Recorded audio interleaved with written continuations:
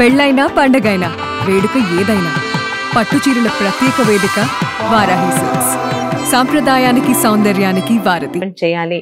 మీరు ఆ క్వశ్చన్ అడిగినప్పుడు ఎందుకు చెప్పానంటే ఈ కల్చర్ మొదలు పెట్టింది వైసీపీ కాబట్టి ఒక లెవెల్ దాటాక వెక్స్ అయిపోయి వాళ్ళ స్థాయిలోనే అంటే మీకు కలిగిన నొప్పిని అలాంటి నొప్పి మీకు కలిగిస్తేనైనా మీరు ఆగుతారని కొంతమంది ఇటు మా పార్టీలో కూడా వాళ్ళని ఇబ్బంది పెట్టి ఉండొచ్చు కానీ బాధ తట్టుకోలేక పెట్టారు. అది కూడా తప్పనే ఒప్పుకుంటాను. కానీ ఒక లెవెల్ వచ్చాక నాకు ఇంత దెబ్బలు తగులుతున్నాయి నీకు ఒక దెబ్బ తగలాలి కదా అని దీంట్లో వెళ్ళారు తప్పితే ఈ చట్టం కానీ తీసుకొస్తే ఇవన్నీ ఆగుతాయి, ఖచ్చితంగా ఆగుతాయి. ఎవ్వరు కూడా ఆడవాళ్ళ జోలికి వెళ్ళరు, సబ్జెక్ట్ టు పాయింట్ మాట్లాడతారు. అదొక్కటే నేను కోరుకుంటుంది.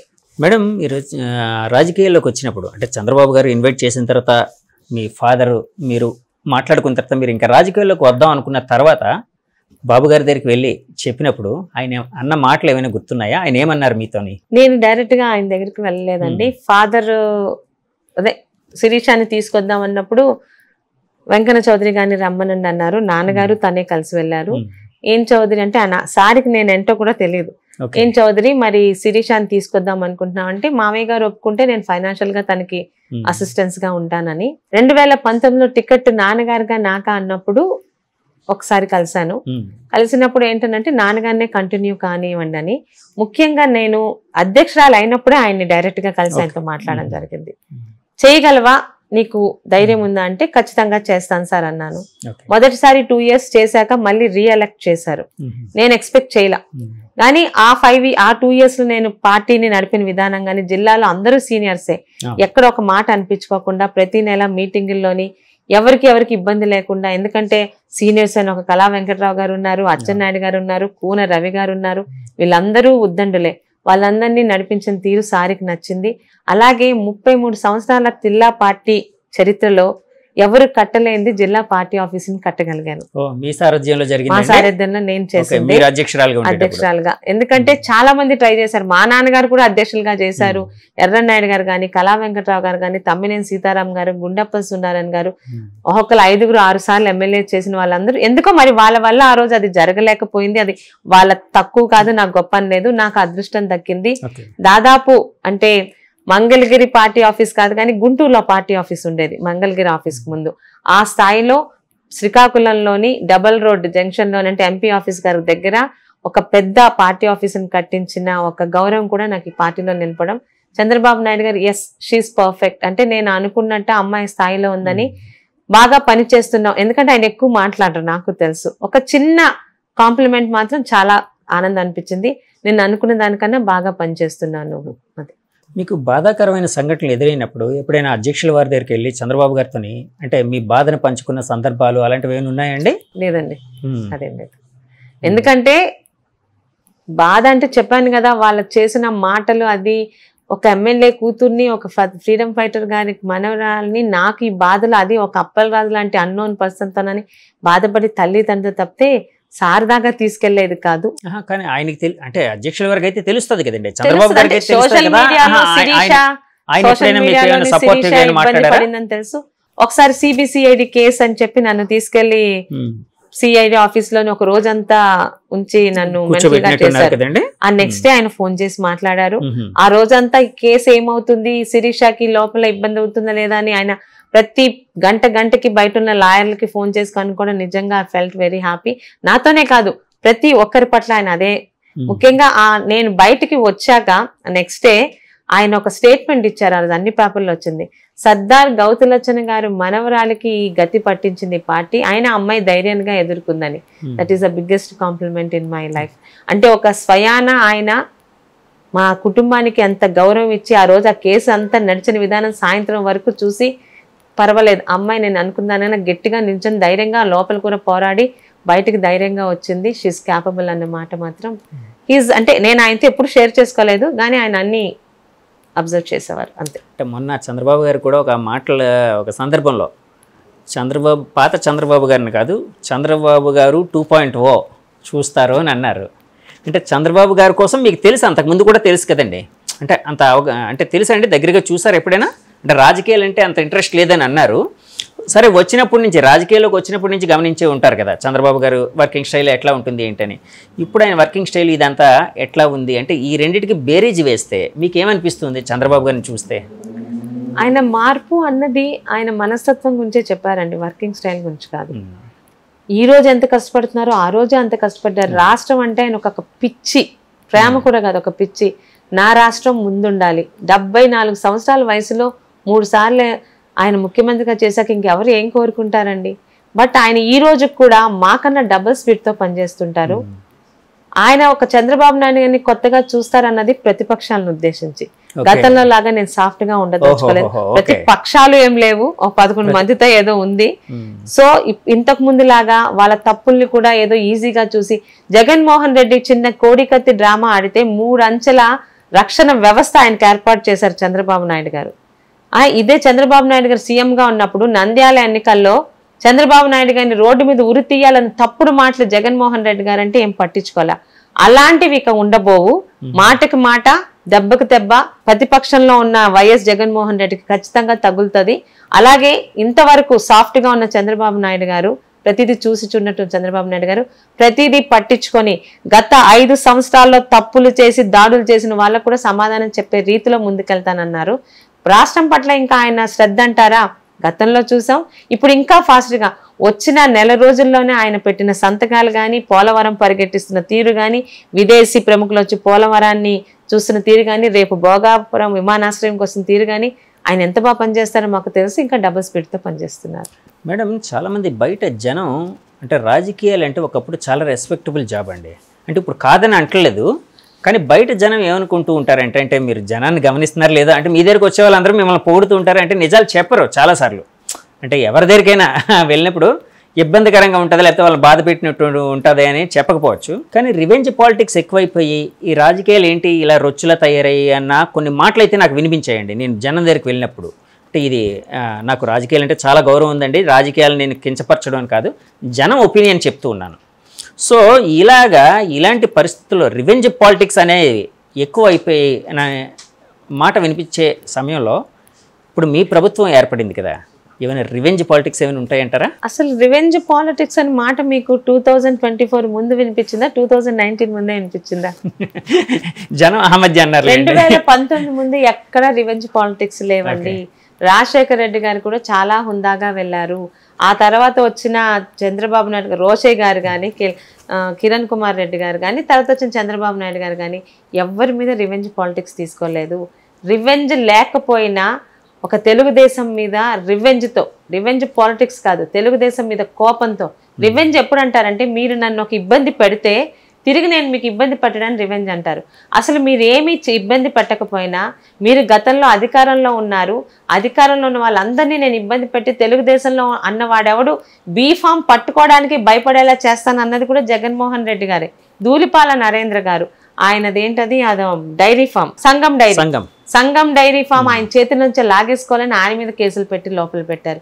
ఒకరు కాదు, 2 కాదు, దేవినేని ఉమా గారు. ఇవన్నీ తెలుగుదేశంలో యాక్టివ్గా ఉండే వాళ్ళందరినీ ఇబ్బంది పెట్టి నెక్స్ట్ జనరేషన్ కంటే ఈ ఎలక్షన్కి ఎవడు బయటికి రాకూడదు, భయపడాలని తప్పుడు పాలిటిక్స్ చేసింది జగన్మోహన్ రెడ్డి. ఊహించారండి 164, 153 మేడం? అంటే మీ పార్టీ వాళ్ళు ఎవరైనా ఊహించారా చంద్రబాబు నాయుడు గారు మనం గెలుస్తున్నాం 135 నుంచి 140 ఓట్లతో గెలుస్తున్నామని ఎలక్షన్ ముందు రోజు కూడా మాకు చెప్పారు. ఎవ్వరు ప్రజల్లోని జగన్మోహన్ రెడ్డి మీద ఇంత ద్వేషం, ఇంత అసహ్యం ఉందని మేము ఊహించలా. వాళ్ళు ఏ ఓటుతోనైతే ఆయన్ని గెలిపించారో అదే ఓటుతో దెబ్బ కొట్టి నీ పరిస్థితి ఇది అని చూపించారండి. రివెంజ్ పాలిటిక్స్ ఎప్పుడు తెలుగుదేశం చేయలేదు, చెయ్యదు కూడా. అయితే జరిగిన తప్పుల్ని ప్రజల ముందు పెట్టాల్సిన బాధ్యత మాకుంది. ఎందుకు ఇంత అప్పులు చేశాడు, 3 రంగులు వేయడానికి కొన్ని కోట్లు, 3 రంగులు తీయడానికి కొన్ని కోట్ల, అలాగే ప్రతిదీ తప్పుడు. ఎవరండి 13 జిల్లాలను 26 జిల్లాలు చేయమనేది ఎవడు? 13 జిల్లాలకే నీకు జీతభత్యాలు ఇచ్చే దిక్కు లేదు 1వ తారీఖుకి. 26 జిల్లాలు చేసి ఏమన్నావు, ఎయిర్పోర్ట్లు తెస్తా ఉన్నావు. ప్రతిదీ అబద్ధమే. చేత కాని వాడిని కూర్చోపెడితే ఇలాగే చేసినట్టు రాష్ట్రాన్ని అతలాకుతలం చేసి విద్యా సంస్థని, ఎడ్యుకేషన్ సిస్టమ్ మొత్తం నాశనం చేసి పెట్టాడు. ఆ తప్పులన్నీ ప్రజల ముందుకు తీసుకొని వస్తావు. ఇంకొకసారి జగన్మోహన్ రెడ్డి లాంటి ఒక విపరీత మనస్తత్వం వ్యక్తిని మళ్ళీ ఫలానా ఇప్పటికైనా 11 సీట్లు వాళ్ళకి ఇవ్వడం కూడా తప్పే. ఆ ప్రజలు కూడా మారాలి. వాళ్ళు చేసిన ప్రతి తప్పు, ప్రతి స్కాము, ప్రతి భూ అక్రమణలు అన్ని ప్రజల ముందు పెట్టడానికి తప్పితే ఎవరి మీద తెలుగుదేశం పార్టీ రివెంజ్ పాలిటిక్స్ ఇప్పటికీ చేయట్లేదు, చేయబోదు కూడా. మేడం, అప్పట్లో జగన్మోహన్ రెడ్డి గారు అంటే ఆ విధంగా అంటే మీరు అన్నట్టు ఒక రకమైన అంటే విపరీత ధోరణిలో అని మీరు అన్నారు కదండి. అంటే వాళ్ళ ధోరణిలో వాళ్ళు ప్రవర్తించారు. సరే, దాన్ని మీరు ఒక ప్రతిపక్షంగా విపరీత ధోరణి అన్నారు. నేను అంటే దాన్ని జడ్జ్ చేయట్లేదు, ఎవరిది కరెక్ట్ ఎవరు తప్పని జడ్జ్ చేయట్లేదు. నేను అనేది ఏంటంటే దానికి ఒక విపరీతమైన అంటే ఒక 151 సీట్లు అంటే యునానిమస్గా ఒక అద్భుతమైన మెజారిటీ ఇవ్వడం వలన ఇది సాధ్యమైంది. అంటే వాళ్ళు తలుచుకుంది ప్రతిదీ చేశారు, ప్రతిపక్షాన్ని పరిగణలోకి తీసుకోలేదు అనే మాటలు అయితే వినిపించేవండి. ఇప్పుడు మీకు 164 ఇచ్చారు, వాళ్ళకంటే చాలా ఎక్కువ, ఇంకా అద్భుతమైన మెజారిటీ. సో అంటే అప్పట్లో జగన్మోహన్ రెడ్డి గారు అంటే వాళ్ళ ప్రభుత్వం కొంత అహంకార పూరితంగా ప్రవర్తించింది కాబట్టి ఈ పరిస్థితి వచ్చింది అని ఈ మధ్య కొంతమంది విశ్లేషకులు వీళ్ళందరూ అన్నారు. మీరు 164 వచ్చాయి కదా, మరి మీరు అలాంటి పరిస్థితికి వెళ్లకుండా ఏ విధంగా జాగ్రత్త పడదాం అనుకుంటున్నారు? ఏమండి, జగన్మోహన్ రెడ్డి గారు అసెంబ్లీ, నేను మొదటిసారి జగన్మోహన్ రెడ్డి గారిని అసెంబ్లీలోనే చూశాను, ఎప్పుడు ఆయన నేను ఎదురు చూడలే. మొన్న ప్రమాణ స్వీకారం రోజు ఆయన అహంకారం ఎలా ఉందంటే, ఆయన పేరు పిలిచే ముందు వచ్చి ఆయన ప్రమాణ స్వీకారం చేసి వెళ్ళిపోయాడు. కనీసం ఆయనతో 10 మంది గెలిచారు కదా, ఆ 10 మందికైనా ఆయన దగ్గరుండి ఒక ప్రతిపక్ష పార్టీ నాయకుడిగా కూర్చొని చేయాలి కదా, లేదు. చంద్రబాబు నాయుడు గారు ఎప్పుడు సభా మర్యాదలు దాటరు. 164 మంది ఉన్నా ప్రతిపక్షం వాళ్ళు వస్తే వాళ్ళ హోదా వాళ్ళకి ఇచ్చి, మేము చేసిన హామీలు కానీ మేము చేసిన తప్పైతే మాట్లాడమనే చెప్తాం, దానికి మేము సమాధానం చెప్తాం. కానీ హేళనలు అంటే అసెంబ్లీ హాల్లో తొడగొట్టడాలు, మీసం తిప్పడాలు, ఆడవాళ్ళ గురించి అసహ్యంగా మాట్లాడాలు అలాంటివేవి మా సభలో ఉండవు. ఎంత కాన్ఫిడెంట్గా చెప్తున్నానంటే చంద్రబాబు నాయుడు గారిని గత 9 సంవత్సరాలుగా చూసిన కాన్ఫిడెన్స్ మాకే కోపం వస్తుంటది. మొన్నటికి మొదటి తారీఖున అందరికీ పెన్షన్లు ఇచ్చాము, 7,000 రూపాయలు ఇచ్చాం, ప్రతి ఒక్కరూ తీసుకున్నాడు. చాలా మంది మా నాయకులు మన పెన్షన్ని మొదటి నెల నుంచే తీసేశాడు. ఇక్కడ అప్పలరాజు గాని జగన్మోహన్ రెడ్డి గాని వితౌట్ ఎనీ రీజన్ వాడు పెన్షన్లు ఆపేమన్నారు. మనం కూడా ఆపుదాము అని అన్నప్పుడు మాకు ఆ రోజు ఆఫ్టర్నూన్ కాల్ తీసుకొని అక్కడక్కడ ఇలా చేస్తున్నారని తెలిసి ఏ ఒక్కడి పెన్షన్ ఆపడానికి వీల్లేదు. ఇప్పుడు మనకున్నది టీడీపీ వైసీపీ కాదు, మనకున్న ఆంధ్ర రాష్ట్రంలో ప్రతి ఒక్కడు నా ఓటరే అన్నంత సాంప్రదాయం పాటించే వ్యక్తి చంద్రబాబు నాయుడు గారు. సో అసలు వాళ్ళ మీద అహంకారంతో వెళ్లే ప్రసక్తే లేదు. మేము ఎక్కువ మంది గెలిచాం, ఎందుకు? ప్రజలకి వాళ్ళ మీద ఉన్న ద్వేషం. అలాంటి పరిస్థితి మళ్ళీ మేము తెచ్చుకోకూడదని మొదటి రోజు నుంచి మాకు చెప్తూ ఆయన పాటిస్తున్నారు. అంటే విశ్వాసం అతి విశ్వాసంగా మారే అవకాశం అయితే లేదు, జాగ్రత్త పడుతున్నారు, అంతే కదండి? అంతే. మేడం, లోకేష్ గారి కోసం చెప్పాల్సి వస్తే, ఆయన కోసం డిఫైన్ చేయాల్సి వస్తే ఏ విధంగా డిఫైన్ చేస్తారు మీరు? తనను తాను పూర్తిగా పార్టీకి రాష్ట్రానికి అనుగుణంగా మార్చున్న వ్యక్తి. మొదట్లో లోకేష్ గారి గురించి మేము మామూలుగా చూసాం, ఆయన్ని ఎంత బాడీ షేమింగ్ చేశారో, అవహేళన చేశారో మేమందరం కూడా చూసాం. కరోనా టైంలో తనను తాను అంటే ఒక ఆకృతి మార్చుకోవడం కాదు, ఆ మాట తీరు గాని ఆలోచించే తీరు గాని, పార్టీ నెక్స్ట్ జనరేషన్స్ కి ఒక లీడరు ఎలాంటి లీడర్ కావాలో అలాంటి లీడర్ గా తనను తాను ఎంత కష్టపడి మార్చుకున్నారో మేము చూడలేదు. బట్ యువగలం పాదయాత్రలో ఆయన కష్టం మేము చూసాం. కుప్పంలో మొదలైన పాదయాత్ర అర్ధరాత్రి 12, 1 గంట, 2, 3 కాలు నొప్పులైన అదే చిరునవ్వుతో తన దగ్గరికి వచ్చిన ప్రతి అవ్వాతాతలకి మనవడిగా, పెద్దలకి కొడుగ్గా, ఆడపిల్లలకి అన్నదమ్ముడుగా, పిల్లలకి మేనమామగా ప్రతి ఒక్కరు కూడా తనని తన్ని ఓన్ చేసుకున్నారు. ఒక ముసలి వాళ్ళైతే మా మనవడైతే ఇలా ఉండాలి, ఒక ఆడపిల్లలైతే ఒక అన్నదమ్ముడు ఇలా ఉండాలి, చిన్నపిల్లలైతే మేనమామ ఇలా ఉండాలి. ప్రతి వర్గం వాళ్ళు లోకేష్ గారిని ఓన్ చేసుకునే విధంగా తనని తాను మలుచుకున్నారు చూడండి. అది మాత్రం it's an asset to our party. After Nandamuri Taraka రామగారి తర్వాత పార్టీ ఏమైపోతుంది అనుకున్నాక చంద్రబాబు నాయుడు గారు ఎలా అయితే ఒక భరోసా ఇచ్చి ఇక్కడ దాకా తీసుకొచ్చారో, తర్వాత చంద్రబాబు నాయుడు గారు రిటైర్ అయ్యాక పార్టీకి భరోసా ఇచ్చే నాయకుడిగా తనను తాను మలుచుకున్నారు. సో లోకేష్ గారిని ఒక అంటే పరిపూర్ణ ప్రజానాయకుడిగా అభివర్ణించొచ్చండి. అంటే ఆ విధంగా ట్రాన్స్ఫర్మేషన్ అంటే లోకేష్ గారు ఆ ట్రాన్స్ఫర్మేషన్ వెనక జగన్మోహన్ రెడ్డి గారి పుణ్యం కూడా ఉందంటారండి కొంతమంది. ఖచ్చితంగా అండి. అంతెందుకండి, ఈ రోజు కౌతు శిరీషకి రాష్ట్ర వ్యాప్తంగా ఆమెకి ఈ రోజు గుర్తింపులోని అప్పలరాజు గారి పుణ్యమే ఉంది. మామూలు గౌతు లచ్చన్న గారి మనవరాలు వారసురాలుగా రాజకీయంలోకి వచ్చింది. శ్రీకాకుళం జిల్లా వాళ్ళకి ఒక జిల్లా అధ్యక్షురాలుగా తెలిసిన గౌతు శిరీషని ఈరోజు ఖండాంతరాలు దాటి అమెరికాలో కూడా సిక్కోలు శివంగి మా గౌతు శిరీష అనేలాగా చేసింది అప్పలరాజు గారే. శత్రువు ఎంత బలంగా ఉండి ఎంత ఇబ్బంది పెడితే అంతగా యువతల నుంచి ఎలివేట్ అవ్వడానికి ఉంటుంది. ఖచ్చితంగా లోకేష్ గారి తాలూకా మార్పు వెనకాల జగన్మోహన్ రెడ్డి గారి పుణ్యం కూడా ఉంది. యాక్చువల్గా వైసీపీ ఓటమికి కొన్ని కారణాలు, ఒక 2-3 కారణాలు చెప్పాల్సి వస్తే ఏ కారణాలు చెప్తారు ఒక టీడీపీ నాయకురాలిగా? ప్రజలు భయపడ్డారండి. జగన్మోహన్ రెడ్డి పట్ల హ్యాపీగా ఉంది పోని చెప్పండి.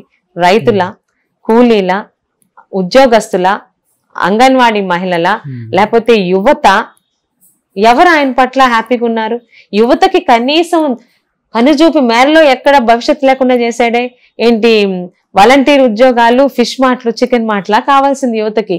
ఒక కంపెనీ రాలేదు సరికదా, అమర్ రాజా బ్యాటరీని తన్ని ఇక్కడ నుంచి పరిగెట్టి వాళ్ళు హైదరాబాద్ లోని 9,000 మందికి ఉద్యోగాలు ఇచ్చారు. అదే మన రాష్ట్రానికి వచ్చేది కదా. మేడం, ల్యాండ్ టైటిలింగ్ యాక్ట్ వచ్చినప్పటికీ వైసీపీ వాళ్ళు ఆరోపించేది ఏంటంటే ఇది మేము తెచ్చిన యాక్ట్ కాదు, సెంట్రల్లో ఉన్న మోదీ గారు, ఎన్డీఏ గవర్నమెంట్ లేకపోతే బీజేపీ గవర్నమెంట్ వాళ్ళు తీసుకుని వచ్చింది, వాళ్ళు తెచ్చిన దాన్ని మేము మాకు ప్రతి రాష్ట్రానికి పంపించారు యాక్ట్ని ఫాలోఅప్ చేయమని, మేము దాన్ని చేసాము, ఇది మాకు ఎలాంటి సంబంధం లేదు, వీళ్ళు టీడీపీ వాళ్ళు తిడితే బీజేపీ వాళ్ళని కదా తిట్టాలి, మమ్మల్ని ఎలా బ్లేమ్ చేస్తారు అన్నట్టు చాలాసార్లు అన్నారు. అది అబద్ధం అని తేలింది కదండి. ఎన్నికలకి ఒక 20 days 1 month ముందే బీజేపీ గవర్నమెంట్ స్టేట్మెంట్ ఇచ్చింది కదా, ల్యాండ్ టైటిలింగ్ యాక్ట్ కి మాకు సంబంధం లేదు, మేము రాష్ట్రానికి పంపలేదు, అది రాష్ట్ర మంత్రులు రాష్ట్ర ప్రభుత్వం కలిపి ఆడుతున్న నాటకం క్లారిటీ ఇచ్చిందిగా. అంత బ్లండర్ గా మేము ఎలా అబద్ధం చెప్తాం? బీజేపీ వాళ్ళు తీసుకొస్తే వైసీపీ వాళ్ళు చెప్పారని. అంటే రాజకీయ నాయకులు మేడం, అంటే సారీ టు సే దిస్, రాజకీయ నాయకులు అందరూ అంటే చాలాసార్లు వింటూ ఉంటాను, అంటే నాకు ఎంతవరకు రియాలిటీ నాకు తెలియదు. చాలాసార్లు ఎలక్షన్ అఫిడవిట్లు వేసేటప్పుడు ఉన్న ఆస్తులు మొత్తం చెప్పరు, ఫేక్ గా చెప్తూ ఉంటారు, ఇలా అంటూ ఉంటారు, తగ్గించి చెప్తుంటారు. అదే అండి.